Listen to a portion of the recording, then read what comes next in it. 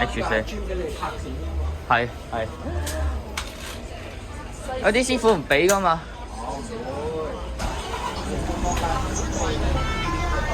唔該晒師傅。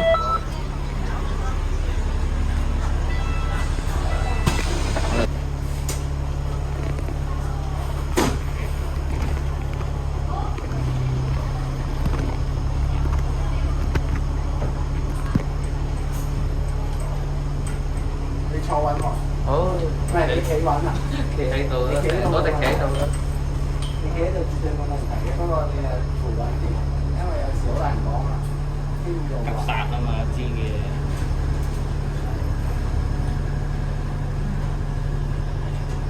你知我車點行㗎啦？知。OK。搭過啦。上個禮拜搭過。OK 啦。但係我而家喺西環要停10分鐘㗎嚇。好啊。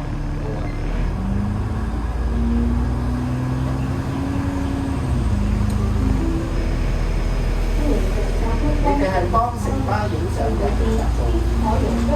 成日搭巴士。係啊。係。即係影啲相咁樣。係一定相要。係好啦，咁一陣間可以一齊傾下偈啊，影下相。都冇咯，吹下水都冇嚟。係啊，西環嗰度啦。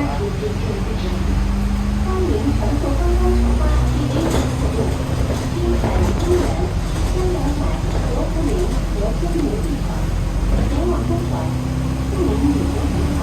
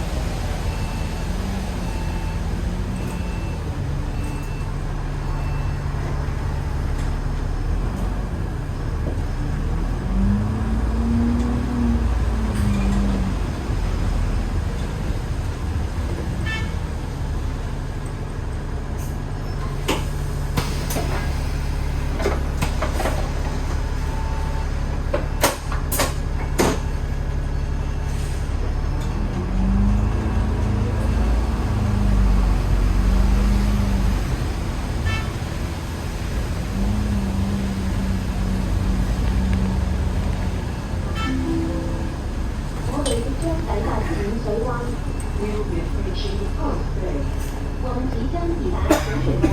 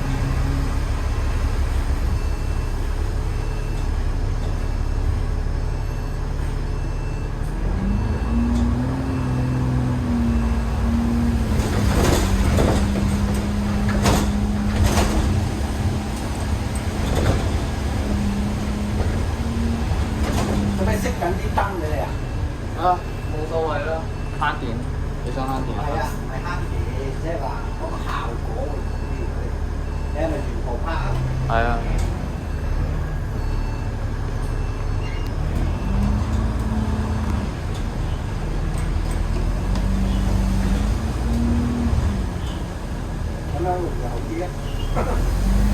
哇！氣氛上晒嚟，咁會好啲嘅。不過你出邊啊暗啲今日唔得。我隻架車定係都冇咩客。冇啦，梗係今日攞唔到啲。平時係咪都係好多人嚟㗎？赤平時柱依家呢條係新線嚟㗎嘛，有啲客唔知啊。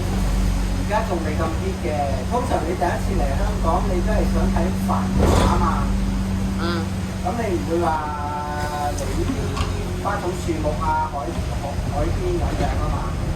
你通常都係睇繁華啊，睇個先，跟住可能你第二即係睇緊尖沙咀啊、中環啊嗰啲先，跟住再可能第二次嚟多啲時間咧，又唔知做乜咧，就搭埋呢架係咪？啲小紅書啲人要搭多啲咧，一個傳一個傳一個。因為啲人好簡單啊嘛，佢而家係去海港城啊、尖沙咀呢啲，即係你嚟咗呢啲係影咗相，但係你擺翻上去，人哋都唔知呢個係香港嚟嘅，咁佢咪唔夠威咯？你明唔明啊？心理上。誒。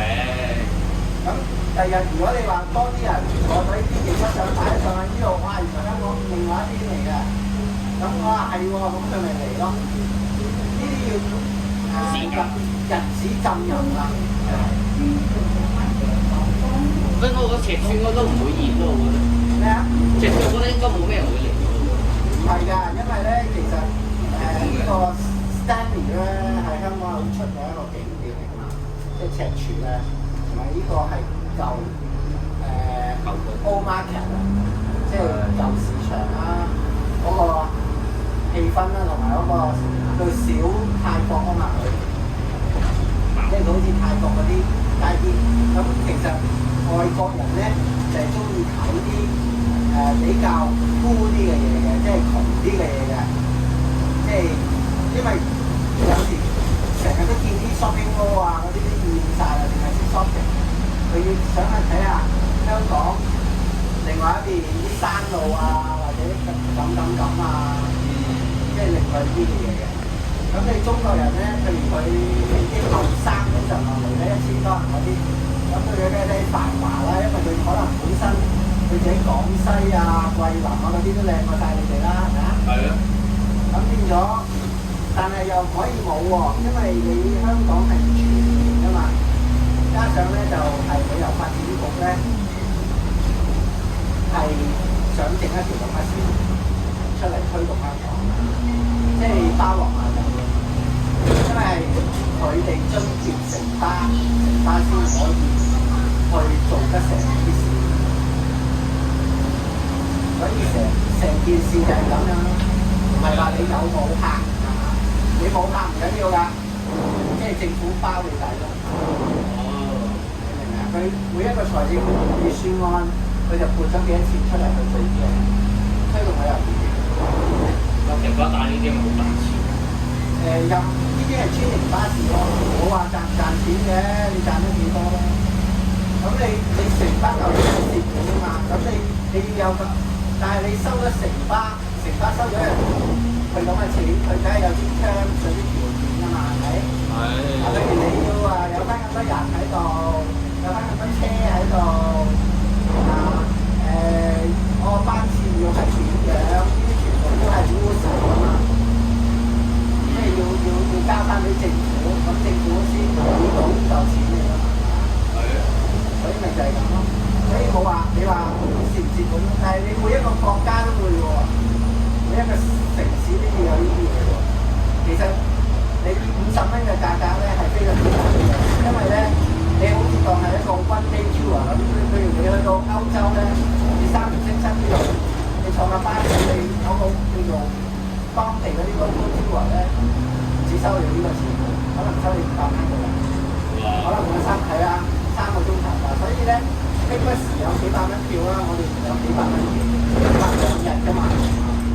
但係我哋始終係專利巴士，必須有單人票，同埋即係有優惠，即係老人家嘅優惠啦。不過依家冇2蚊，就收半價啦，小童就收半價啦。好多嗰啲冇優惠。呢有冇優惠啊？有啊，成間得，我搭到9巴㗎。之前做過成巴，20巴。我本身係九巴嘅以前，我8一 C 嘅，我做咗14年喺九巴。14年。我搭成巴見過我㗎啦，即係如果你坐得8一 C 嗰陣時，我蛇佬嚟嘅。我爸都係喎。嚇？我爸而家都係蛇。即係以前我係蛇佬嚟嘅。係。而家呢度冇蛇佬㗎嘛？呢度係呢一間車嚟嘅，全部冇興蛇佬，冇蛇車㗎。我爸而家都蛇車嘅，40T。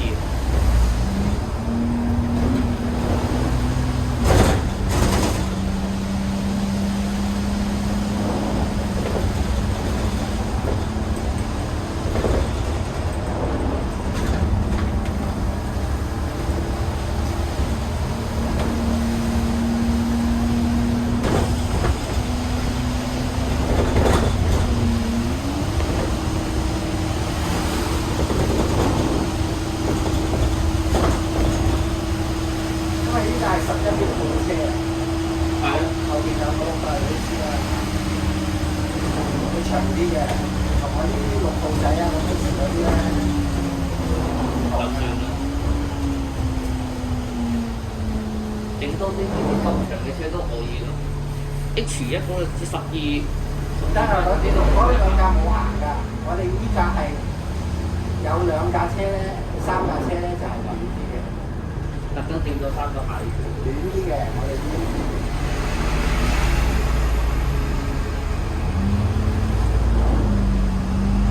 我哋呢係呢3架短啲先行呢度。大車都唔可以嚟到呢度啦。係啊，因為所以嗰啲咪當翻嚟做 H1、H2、HK1咯。我哋炸熊貓啊，同埋2架仔啲半頭片嗰啲咧，就係3架到呢度嘅。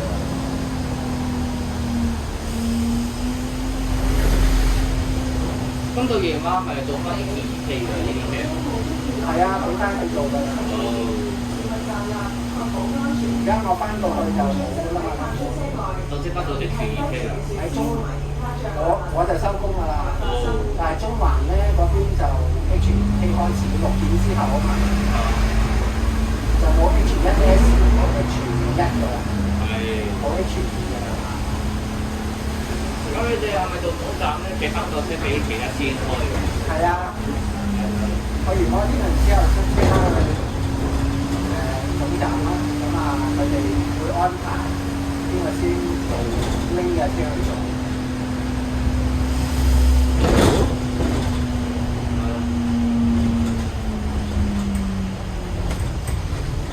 我呢啲車咧尾轆上晒膊。嗰個前幾條條都知喎。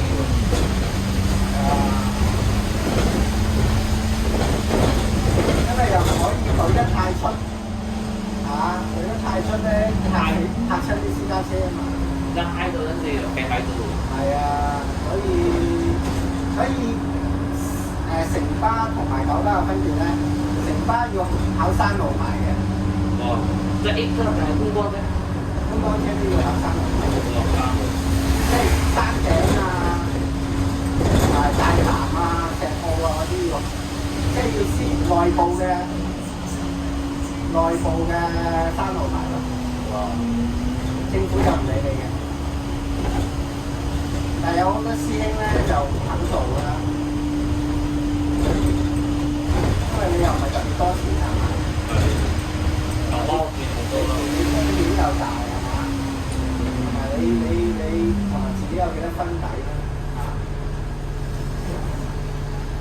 有啲做慣咗佢自己嗰啲城市嗰啲掛牌線，點會想做呢啲事？同我低嘅。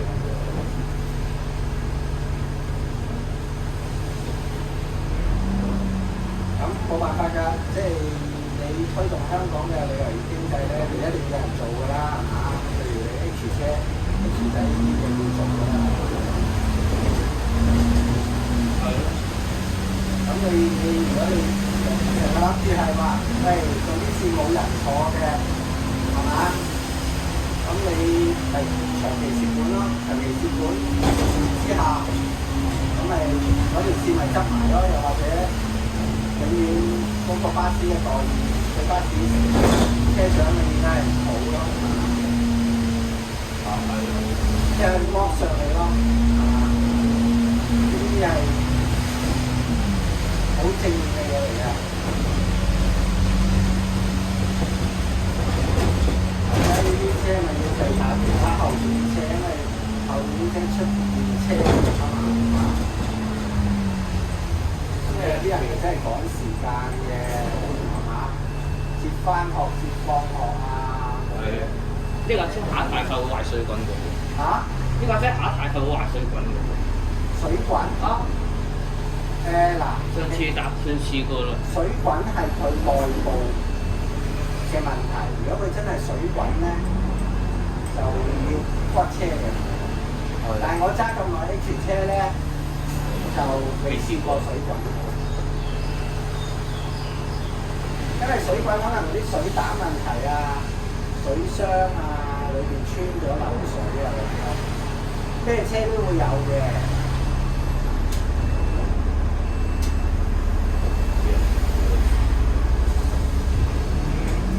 車都會有呢啲咁嘅情況。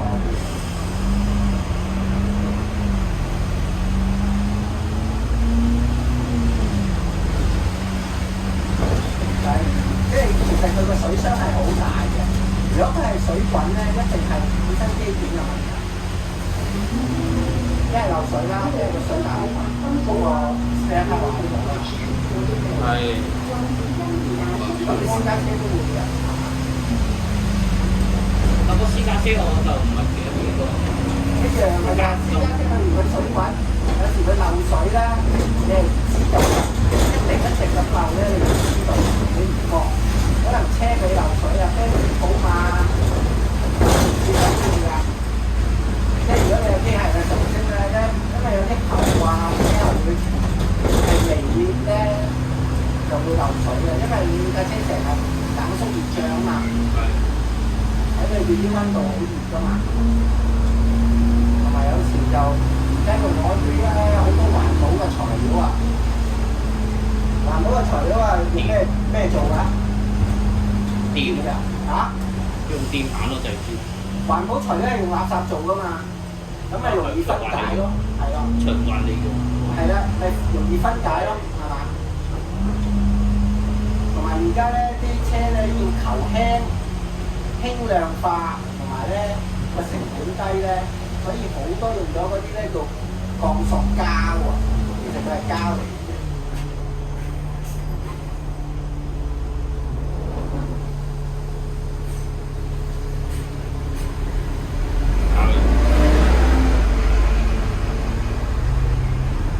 所以我哋呢啲咧就要行呢個位嘅，即係大家咁長嘅車咧。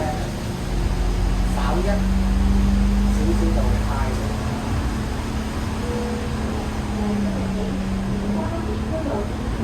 因為我哋得11架呢啲咁嘅車咧，開一如果撞一架就2架，告咗嘢。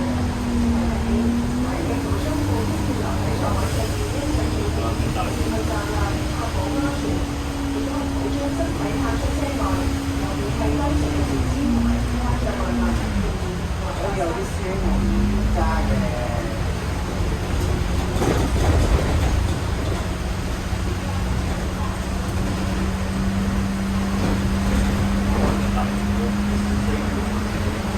翻風啊嘛，降溫我就係知。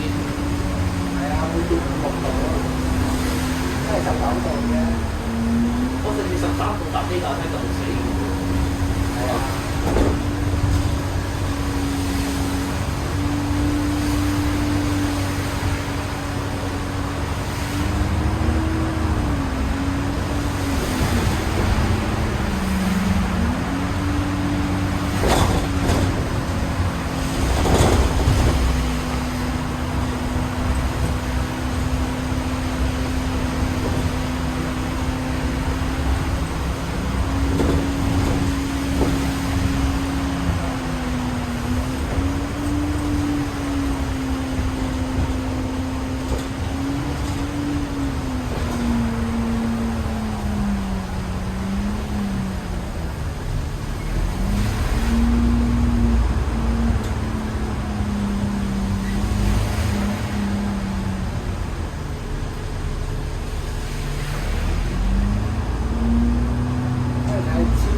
嗰度咧，嗰個好啲高。合約係啊，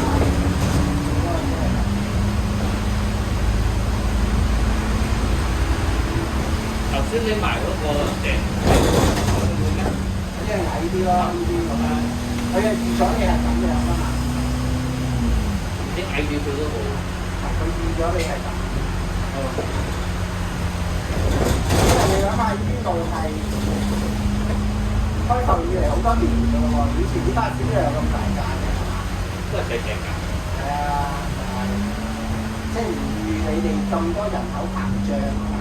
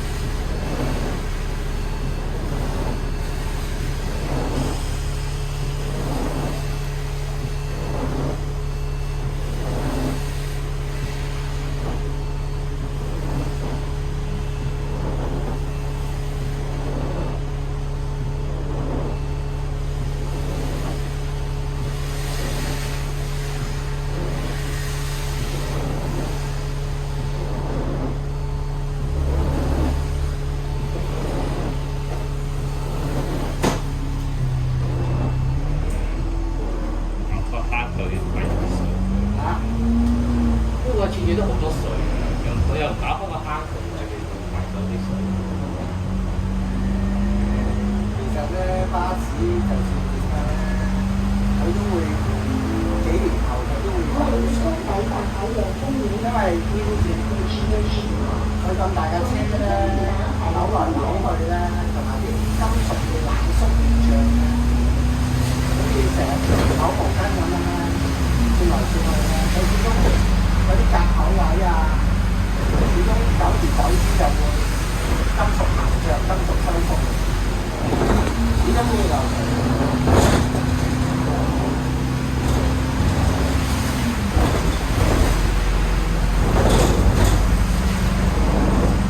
九巴啲車都好多流水，嗰啲鹹蛋係咪？我話次次都得鹹蛋，都算排到地度啦。同埋有啲車撞過咧，就會標皮撞，私家車都會啦。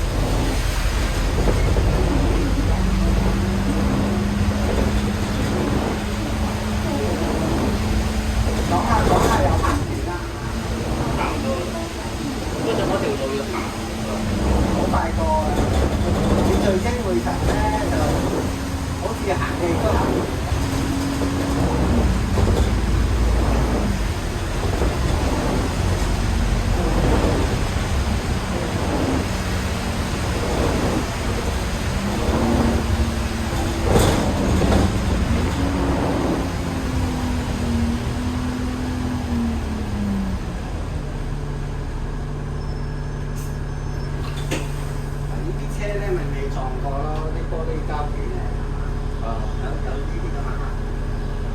咁如果你撞過咧就冇㗎啦。呢啲車點係舊車改裝咧？點上去揾啲車嚟係最有冇撞過？已經係好靚，好樣得下。玻璃啊，成架車都係啦。都反而行嗰啲玻璃唔好，好嚴咁咧就冇問題。即係尤其是你巴士最容易咩就係追尾撞玻璃啊嘛。有啲你睇到呢啲巴士咧，一嚿嚿㗎，係啊，一嚿嚿咁樣，佢唔係唔撞玻璃膠啊。自己嗰啲原裝自己折上嚟，又唔知幾好睇嗰啲。係啊，咁啊又冇要求咁高啦，嗱呢啲咪原廠咯，一點點呢啲。點解你知唔知啊？你知唔知點解會一點點啊？我唔知嗰個唔知咩裂咯應該。唔係啊，佢令到塊玻璃咧係清晰啲嘅。哦。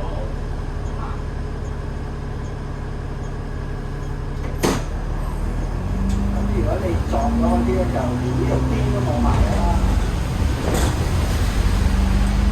梗係啦。每一間巴士公司都會擺好多頭玻璃喺度。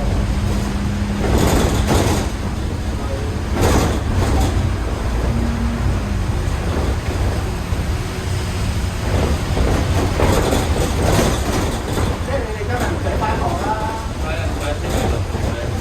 最好啦，落車。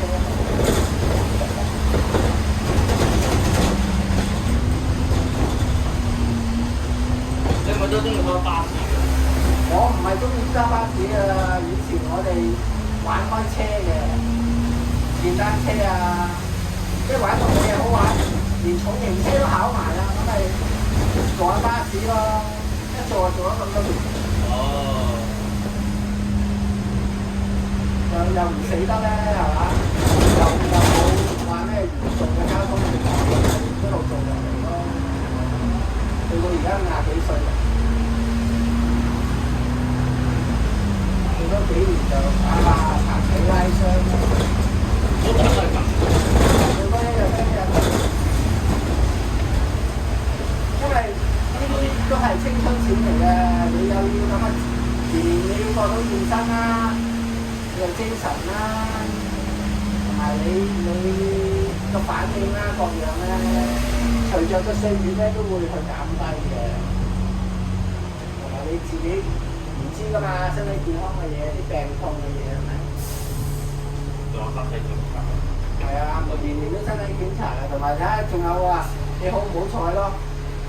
譬如係嘛，你真係有啲交通意外，有啲死人冧樓嘅，咁你都自己都有晒陰影啦，你都唔會揸。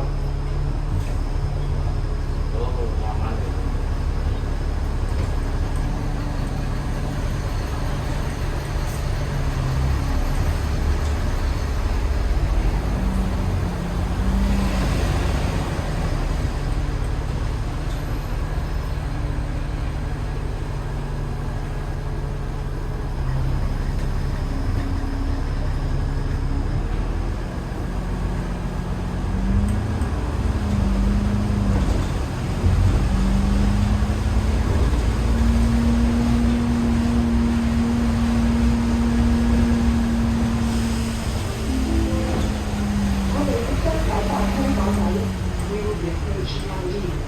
我们即将抵达深蓝站。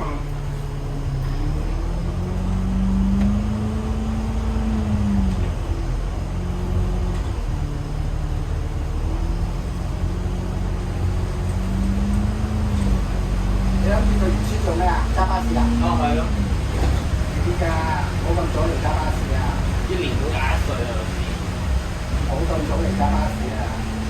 因為咧，我同你講做下其他工作先，有時唔係話你嘅興趣過人，因為咧揸巴士嘅前途咧未必係咁好㗎。你唔好埋沒咗你自己年青人嘅機會，去做多啲其他嘅行業先。你40歲嚟做巴士都唔遲㗎，30零40歲。所以唔好話，我一畢業就嚟做巴士，你乜嘢都未見識過，呢個世界係點都未知。可能你仲飛黃騰達，第日揾多啲錢。可能唔係講錢，但係你自己一個人就唔係講錢啦。係當你有家庭你就講錢啦。係所以就話冇咁快咧，因為你做咗3幾年巴士咧，你真係唔知做咩㗎啦。你係淨係做運輸㗎咋，你寧願咧做地鐵啊，地鐵學校嗰啲好啲，仲反而好啲，或者最好都係政府啦，即係而家啲時勢，因為譬如你有標嘅政府食環署又好，警察又好，懲教署又好，即係大家做10年咧，佢嗰個 pension 永遠好過巴士公司，因為巴士我哋車長永遠係養行政嗰班人，嗰班行政嗰班人就盡量去減低成本，去剝削嘅嘢，剝削啲前線嘅，明唔明啊？係啊。所以咧，你做份巴士一定唔會話有好多錢，賺好多錢，但係你喺出邊咧有啲機會。就算大家揾都係咁上下錢咧，人哋份 pension 一定係高，譬如政府即係嗰啲當陽嗰啲福利啊，所以諗清楚，好話我一個唔知啊，又做巴士，喂，好啦，你做咗幾年唔做，咁你出到去其他公司，人哋問你有咩經驗啊？我揸架巴士，喂，9唔搭8嘅係嘛？你可以將份公共事業，但係最好就唔好咯，最好就試下其他，就算佢揾錢少過巴士司機都好，當時你都要有翻出邊一啲嘅社會經驗先。咁你哋有得變下咯。哇！20幾歲入嚟做，你一個人有幾多次20幾歲？好快就10年㗎啦，冇辦法。即係你一定係要30歲嗰陣時咧，做一份工作係要 set 到㗎。30歲，跟住你轉來轉去咧，都係要做翻嗰個行頭先得嘅，即係嗰個工種。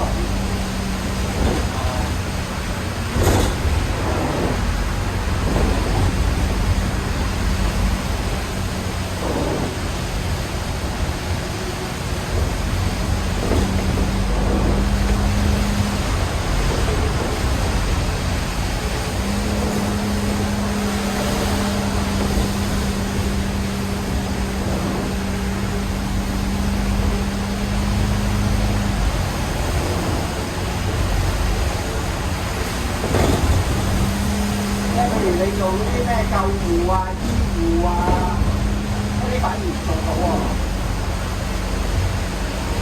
嗰啲人問錢唔係問錢啊，即係我覺得大家咁想揾錢，你係份 pension 都會好啲啊。即係譬如你啲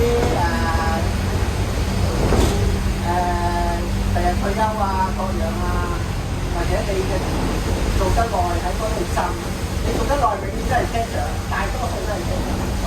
你喺嗰啲做服務員、嗰啲救護員，可能你可以做到有啲成就都未定。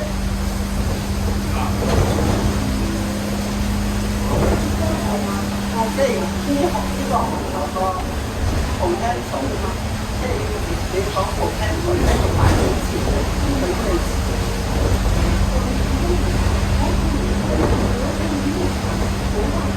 同埋你呢啲係唔會 open 自己嘅嘢嚟㗎嘛，即係你唔可以放眼世界㗎嘛。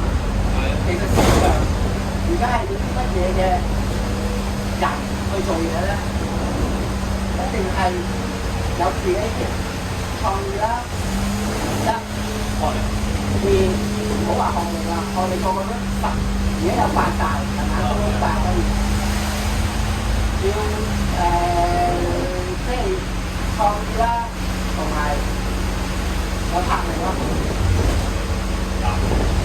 魄力咯，你肯做先得㗎。同我紀律啊嘛，即係人又得，我又要得。你冇魄力嘅，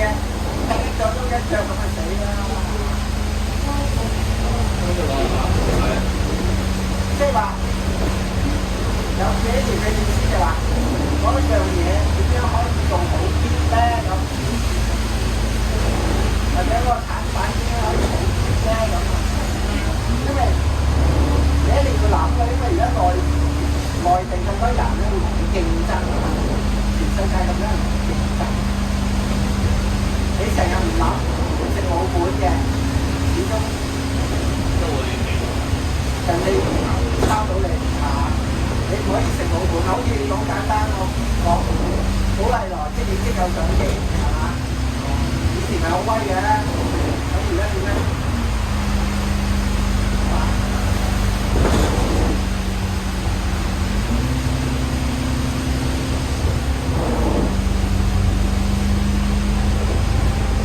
當然啦，你自己本身身體好啦，即係你年青嗰陣時候咧，你養好個身體，你冇身體健康，乜都做唔到。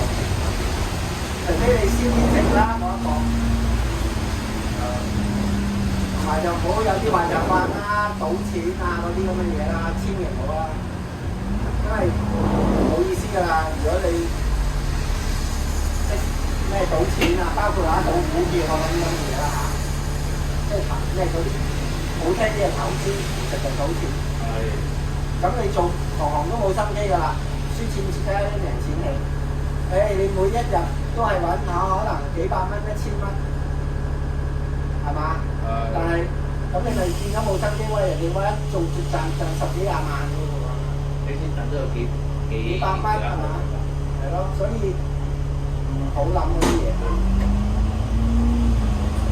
所以喺你25歲嗰陣時咧，之前咧做乜都冇所謂嘅，無論高低貴賤都冇所謂。你識嗰啲嘢，你有冇睇過一套戲啊？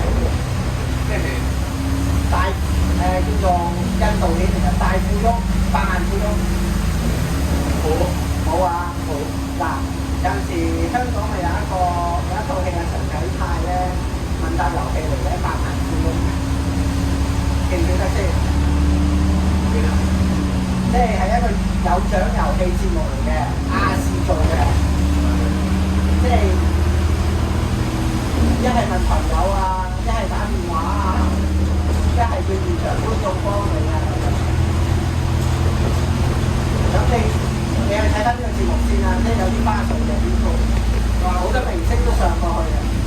咁呢個節目咧，世界性嘅，咁但係有一年咧，即係佢嗰陣時舉辦呢個節目嗰陣時咧，喺印度有一個後生仔咧，30歲咧，可以連答10題攞到好多錢，咁啲人就懷疑佢出貓，又陰佢啊，警察又打佢啊，又拘留佢啊咁樣，覺得佢出貓啊。咁但係咧，經調查之後咧，點解佢會識答晒嗰啲咁刁鑽嘅問題咧？因為佢就係喺後生嗰陣時經歷過，有嗰個人力，所以佢又好肯定答到嗰啲答案，明啊？即係你冇，即係因為嗰陣時好辛苦好苦噶嘛，印度好窮，咁佢就行過呢啲路，所以佢有啲問題呢啲咧，喂，問你一個美金嘅頭像，嗰個係邊個總統啊？美國嘅邊個總統啊？好多人都唔知喎。咁但係佢點樣會知咧？因為佢做過黑錢，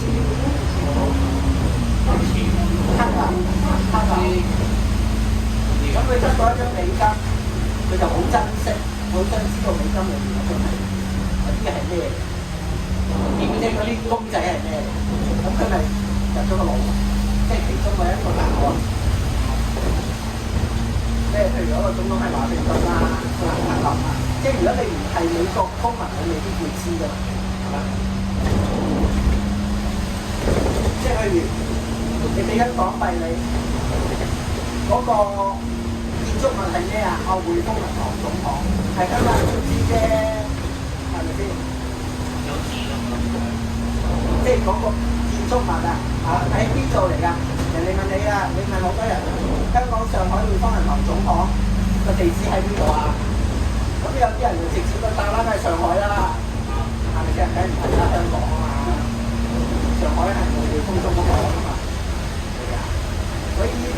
人生嘅閲歷咯。人生嘅閲歷咧，唔係用金錢嚟灌開嘅，人生嘅閲歷咧就係我哋回味嘅。所以你見到啲阿伯啊、啲阿叔啦，成日想當年啊講埋好多嘢啊，甚至你自己啲長輩啦，咁佢真係我都回味後生，光陰不復返。即係佢成呢啲嚇？好多成日聽嗰啲阿伯講。係啦，冇錯啦，因為以前點啊？以前即係有啲人講威水史啦，有啲人即係講緊啲歷史俾你聽嘅，係嘛？啊，譬如近時我同你講，頭先佢邊個香港傳藝學院嘅，咁啊香港傳藝學院嗰度係咩嚟㗎？之前係屠房嚟㗎嘛，劏牛㗎嘛，咁啲牛係點樣劏㗎？以前啲牛點劏啊？咁大隻牛喎，你要佢死點劏啊？用刀鋒嚇？用刀鋒？好啊！用刀點劏佢啊？用刀插落去插佢啊？梗唔係啦！嗰陣時啊，用把槍打落去個頭度嘅，即係管住佢，成隻牛俾佢喐，跟住後來就用電，明唔明啊？電死佢啊！你斬佢幾多刀先死啊？插佢幾多嘢先死啊？啲牛咁強壯，你諗下，你啊隻狗啊，踢佢幾刀都未即刻死啦，你都反抗，有係咪？係啊。譬如呢個咁啊，人哋就知道啊，呢個係一個墳場嚟嘅，啊，呢個係骨灰嘅嘛，咁又見你咁樣，呢個係天主教嘅。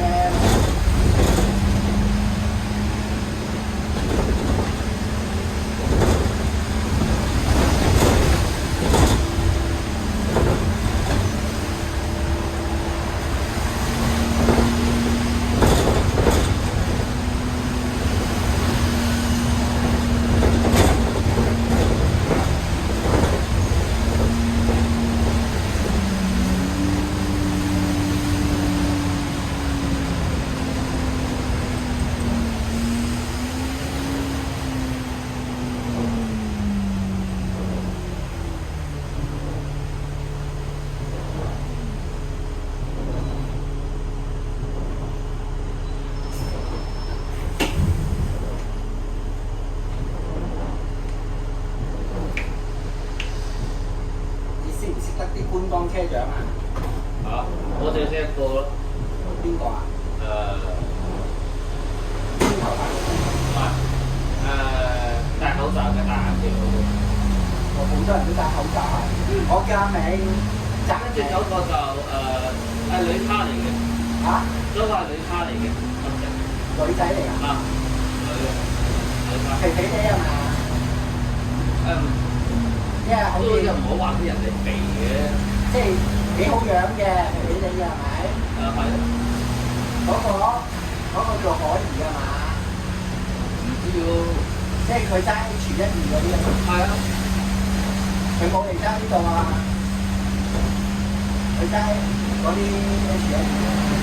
可兒，我唔係話佢咁，我形容我直接啫，肥肥哋啦。哦。即係因為我哋有兩個女車長啊嘛，掛牌女車，一個咧就短頭髮嘅，佢係長頭髮嘅。啊，嗰個長頭髮嗰個。係咯，即係幾友善嗰個啊嘛。係啊。係啦。好好人。嗰個叫可兒啊。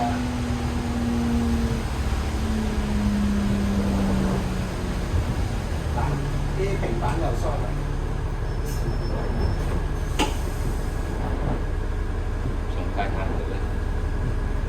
有冇八達通機啊？有啊，着咗啊，八達通機着咗啊。呢啲都着啊？呢啲都顯示啊，着咗啊，着晒。都顯示係嗰個牌，因為我驚咧落去收錢咧，都係。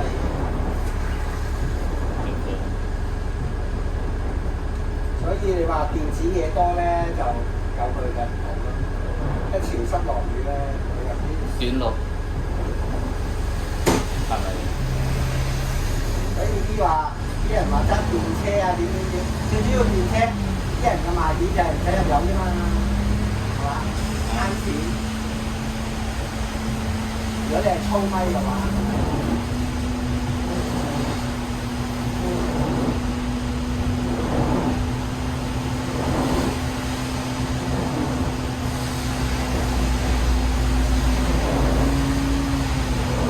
我都識得好多巴士朋友嘅，阿賢仔啊嗰啲啊，不過你係馬鞍山嗰陣時嗰啲，有啲真係做咗巴士嘅，有做過學徒啊，有做過車長啊。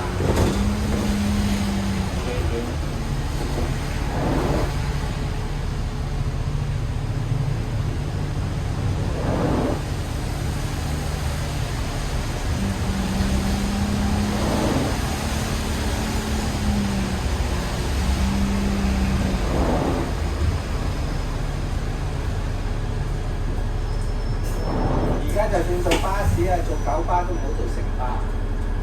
城巴點解冇得電子化咧？唔係電子化，佢個計嗰個人收入啊，低啲。食飯扣錢，哇！即係食飯冇飯鐘嘅，放假冇錢。跟住咧就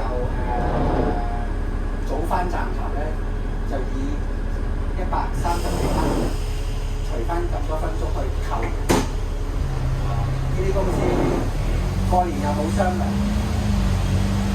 啲公司都唔係諗住做。雖然你話係130幾蚊個鐘，哇！你乜都冇喎，200蚊個鐘就差唔多，即係幾揾笨㗎其實。所以啲人唔會做一齊，一係好有錢嗰啲人，一係臨近退休嗰啲人，一係係啊，就係咁。都體驗版，佢有嗰啲體驗版。嚇？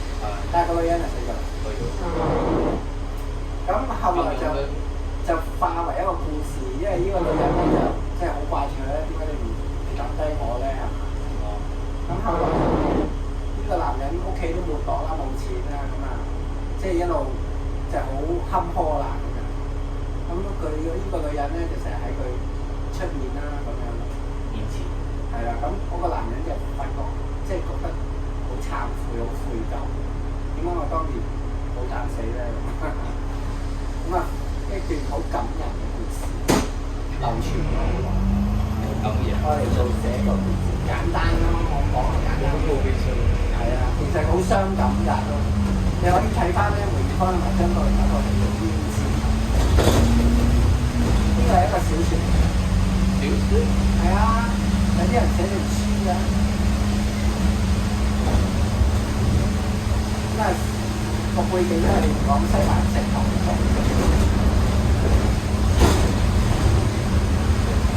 因為每一個國家、每一個城市嗰陣時，乜都冇嗰陣時，就係有咁多錢嘅職業㗎。日本、韓國、台灣，全世界都係咁樣㗎，荷蘭咁啊嚇。而家都有，但係咧少。嗱，有啲國家都有嘅，佢係國家批准去做添喎。因為點咧？話國家批准咧係抽稅㗎嘛。佢幫政府揾錢，但係中國就唔會，中國永遠係禁，即係把口話禁啊！但係日本、泰國啊、荷蘭嗰啲咧，你可以做生意，但係每年要抽稅，所以呢啲咪就要攞隻牌嘅記錄。但係香港都會有，但係就遮遮掩掩咁樣咯，就係政府唔抽稅，因為始終有一啲人。生活啊，同埋家庭背景咧，普遍冇咁幸福，有灰暗嘅一面。佢都唔想嘅，有頭髮都有種想法。即係只不過而家你現今香港你哋啲小朋友咧感受唔到，因為香港政府有咗咁10幾年嘅免費教育啊，你哋有咗學識啊，就唔使做一啲太過卑賤嘅嘢咯。卑賤。係啊，卑賤嘅嘢，咪女人咪冇學識，咁乜都冇，咁咪去做妓女咯。即係嗰啲，咁你男人有咗學識各樣嘢，你咪唔使去碼頭托米做咕喱咯。嗰陣時香港幾多啊？係咪啊？真係多。即係嗰個世界就變咗係咁樣咯。咁所以教育就係幫助你去你嘅生活安定，唔係，千祈唔好年輕人唔好錯過話，我讀得書多就好有錢㗎啦，呢個係錯誤㗎。即係譬如你啲爸爸媽媽成日同你講，你唔讀書就都唔知你揾唔到錢㗎啦。其實唔係，即係當然係要讀書啦，但係讀書並唔代表你揾到錢，明唔明啊？讀書，但係點解咁緊要咧？就係要啟發你個腦袋。去創造就係講頭先我哋諗到啲嘢出嚟 creative 係啦。第一，第二就係學個紀律。點解我要好似你而家咁朝頭早8點幾要返學啊，校鬧鐘啊，係嘛？幾點食飯？佢就係訓練你個紀律。第日你出嚟做嘢做，要有你呢個習慣紀律。咁如果你哋係做一份工嘅，你都未讀過書，冇呢種紀律學習過嘅，咁你咪好懶散咯個人，好 lazy 咯。你咁樣點啫？我不嬲都唔係咁。如果你不嬲係咁，人嘅有個惰性。所以巴士司機都係一樣，係要非常之準時，係要早嘅。譬如9點開車，我哋要8點9，準備定食定早餐之前嘅嘢準備定，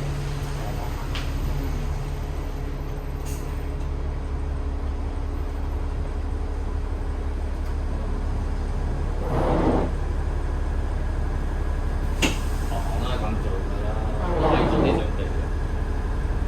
係咯，所以你唔讀書，但係做巴士車長必定要，喂，你做寫字樓未必嘅喎，我9點鐘開工嘅，我9點鐘拎埋個通粉煎蛋上去 office 張台度食都得，但係你巴士司機得唔得？唔得咯。話俾你聽係唔得。你要食師傅肚餓，你都喺度食嘢。師傅肚餓喺度食，佢哋冇話個班次限制啫。師傅啊嘛，同埋司機都係㗎，你冇班次限制，你就可以食㗎。但係如果你正式係投入個工作，你嗰個自軌你要跟翻個自軌啲時間行，即係你唔好睇人哋好嘅。佢平時萬事萬刻你唔知道啫，你睇我，你淨係睇到佢講下買啲嘢嗰度食啦，佢好好自由嘅。所以呢個世界你睇人好，人睇你好，即係嗱，你睇到啲鋪頭啊幾好啊，喺度又嚇，喂，你做個老闆你就知道，我一個月3萬蚊租，我每一日要做幾多生意？我電費、燈油火蠟要幾多？我請個伙計嚟，我每日要做幾多錢嚟？如果嗰日我冇要求嘅生意，嗰日譬如我要做5000蚊生意，我做唔到嘅，我就好愁嘅。即係同樣你揸架的士啫嘛，賺到錢㗎。即係同樣你揸架的士啫嘛，你車租啊250蚊，入油200，入氣200蚊，450蚊。好啦，你一日揾唔過450蚊，就叫蝕本。我懶啊，我冇紀律啊，我停埋一邊，租咗個車出嚟有冇好啦，停埋一邊食飯啊、賭馬咁，係嘛？咁你咪咩咯？所以500蚊係一個巴士一個的士嘅成本，即係我自己食飯有錢嘅，係佢嘅食，或者佢交通意外就打咗。所以每一行都係有個紀律嘅。平時你哋譬如做冇老闆啲，你就自己有個紀律。我開又得，唔開又得，開10日咯，係嘛？10日你夠你嘅，每一日賺1000蚊係嘛？你都係一個月1萬蚊，1萬蚊你使30日。譬如你呢啲鋪頭點解開啊？你啲鋪頭1萬蚊租啦，當佢係嘛？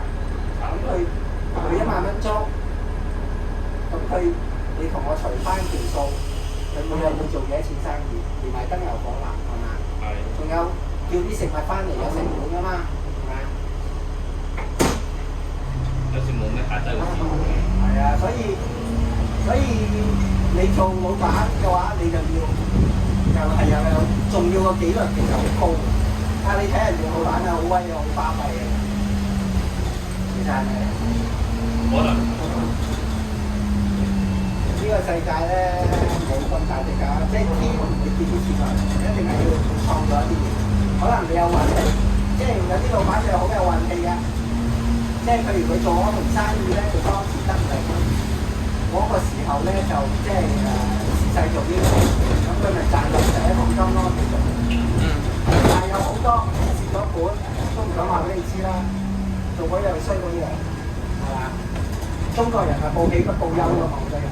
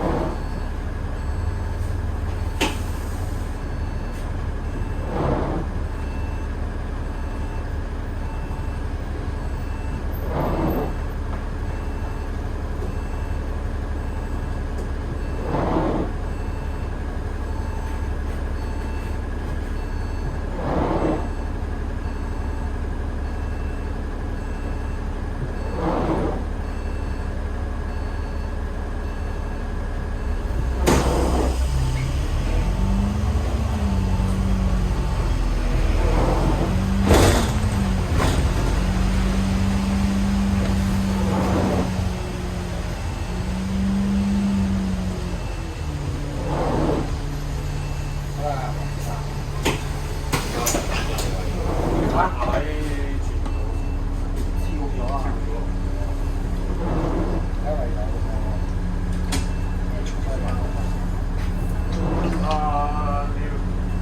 你買的套票還是這樣？去中環，但是晚上加錢。對，但是40塊錢坐10分鐘。這裡可以先。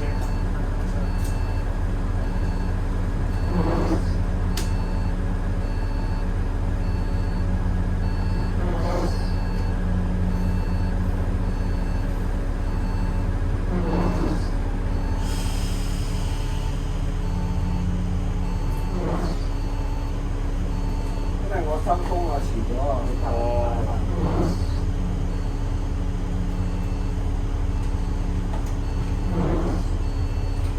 呢度就打咗我嘅工啊，會打工。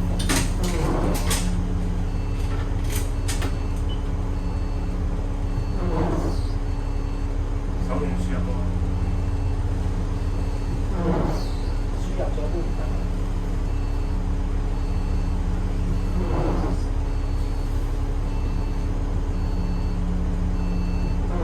H 係邊個啊？你睇得到 H4。你撳啊？好啊。呢個錯，你呢個點樣 delete 咗佢 ？X 跟住 X。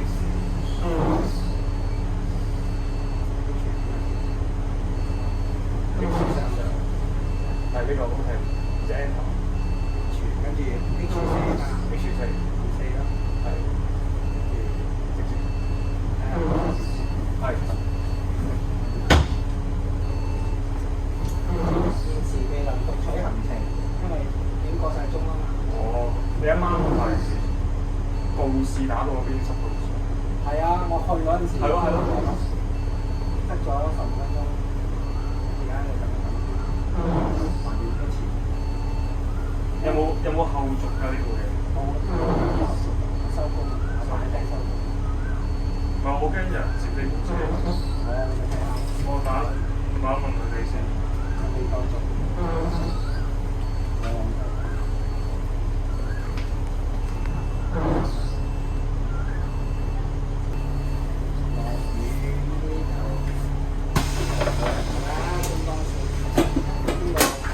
邊個又 good 同你嚇？同你玩咧係咪？我哋都去卡拉 OK 啦，食下飯，商場啦，係咪？落雨絲濕，好 good 啦。拍拖好啊，條女肯同你拍拖未啊？咩？冇拍拖。係遲少少先啦。專心學業先，結婚都唔使咁快啊！嗱，我話俾你聽啦，同你有緣分啦。結婚，男人就冇咗一半人生，生埋小朋友，冇埋一生嘅人生。你啊真係，即係要靠做嘢嚟維持個家庭。係咁樣。如果你冇呢啲嘢嘅包袱，你就可以樣嘢去試，但係都可以達成嘅。即係有啲人話你未結婚生仔唔會達成啊，冇份工做嘅。其實真係睇個人嘅啫。千祈唔好話有呢啲嘢先令到你去達成，明唔明我意思啊？明咯。所以話順其自然嗰度啊，拍拖，結婚諗清楚。男人咧40歲結婚。揾個伴嘅啫，老啲都冇問題。即係心靈上溝通嘅啫，一啲唔係叫你話中意啲男人定咩，即係其實朋友都可以心靈上溝通，冇乜利害關係，少少利害關係都冇乜所謂。但係即係今次，但係一結婚咧，你就會產生咗好多枝節嘅。有埋小朋友咧，咁就打翻人搭。嚇？打翻車人搭喎，一日先冇人搭。打班車有人打咯，我臨尾啊嘛，啲人尾班車。呢班啊，你講唔係，頭先對面嗰架尾班。哦 H4，班 H 佢有人搭出嚟。係。唔奇啊！啲人就係諗住佢最尾嗰班觀光巴士，咪喺赤柱嗰度蒲耐啲先咯。係啊，係啊。唔奇啊！